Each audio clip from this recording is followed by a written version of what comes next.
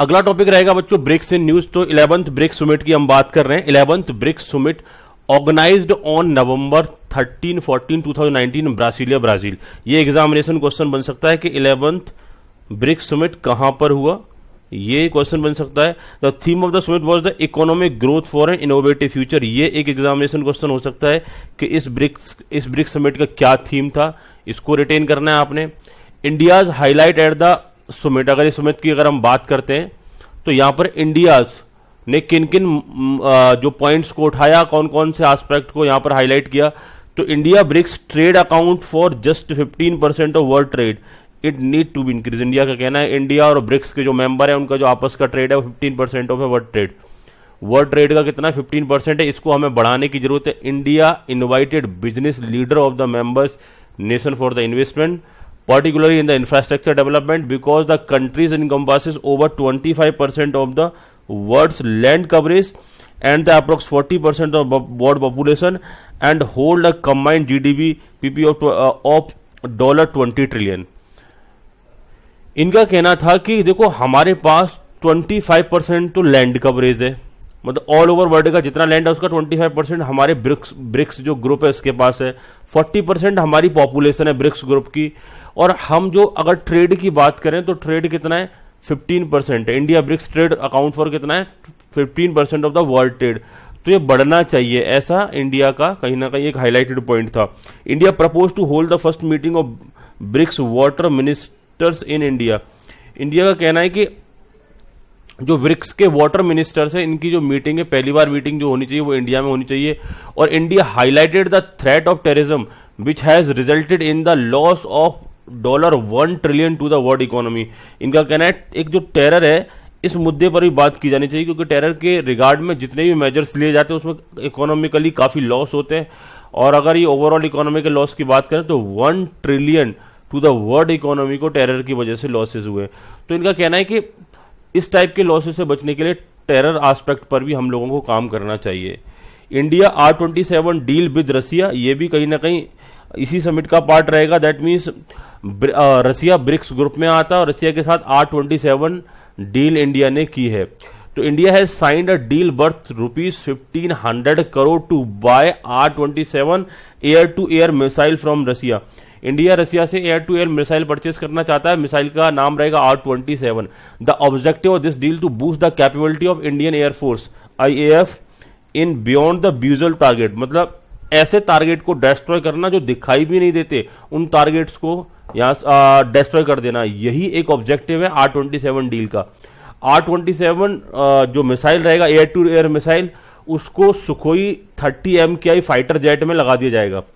तो एक तरीके से ये डेडली कॉम्बिनेशन बन जाएगा, क्योंकि सुखोई 30 MKI इटसेल्फ एक बहुत ही जबरदस्त फाइटर जेट है और वो दुश्मन के सीमा में कुछ हद तक घुस करके खुद जा सकता है, वारहेड को लेके जा सकता है, उसके बाद फिर वो मिसाइल अपना काम करेगी। तो एक तरीके से ये काफी डेडली कॉम्बिनेशन हो जाता है, जिसे किसी भी लोकेशन से छोड़ा जा सकता है। सुखोई फाइटर जेट किसी भी लोकेशन पर पहुंच सकता है। तो यहां पर बात किया गया R27 air to air missile will be equipped on the Sukhoi 30 MKI fighter jet. R27 is a medium range air to air missile which was initially developed for the MiG and Sukhoi fighter jet। R27 को MiG aircraft के लिए और Sukhoi fighter jets के लिए ही develop किया गया था। Basically ये एयर टू एयर एक मिसाइल सिस्टम रहेगा। Russia developed this missile to add the capability to Sukhoi and MiG warfare aircraft, जो कि ऐसे एयरक्राफ्ट जो लड़ाई में काम आते हैं, ऐसे पर्टिकुलर जो कि मेनली मिग एयरक्राफ्ट की बात करते हैं और सुखोई एयरक्राफ्ट की बात करते हैं। इन एयरक्राफ्ट में इस मिसाइल को क्या किया गया, डिप्लॉयड किया गया है, लगाया गया इन एयरक्राफ्ट में। आगे हम बात करें रसिया developed these missile to add the capability to the Sukhoi and MiG warfare aircraft. Indian Air Force has signed ₹7,600 crore deals in the past 2 months. These deals have done to acquire type of equipment under the emergency requirement. और अगर इस deal की बात करें रसिया के साथ में, तो ये 7,600 करोड़ रुपए की जो डील है इमरजेंसी रिक्वायरमेंट को फोकस करते हुए इक्विपमेंट परचेज किए गए। The R27 AA10 LMO is an air-to-air guided missile. A Russian firm Bempel and Ukrainian firm Artem manufacture this missile. और अगर हम बात करें, Russian air force deployed these missile in 1990s on the 4th generation fighter jet, वही बात की जा रही है। और इनका कहना है the actual design of the R-27 missile was started in 1962 while its production was started in 1986। इस टाइप के क्वेश्चन भी आपसे पूछे जा सकते हैं, ठीक है। और कितने करोड़ का डील किया गया, ये भी आपसे पूछा जा सकता है।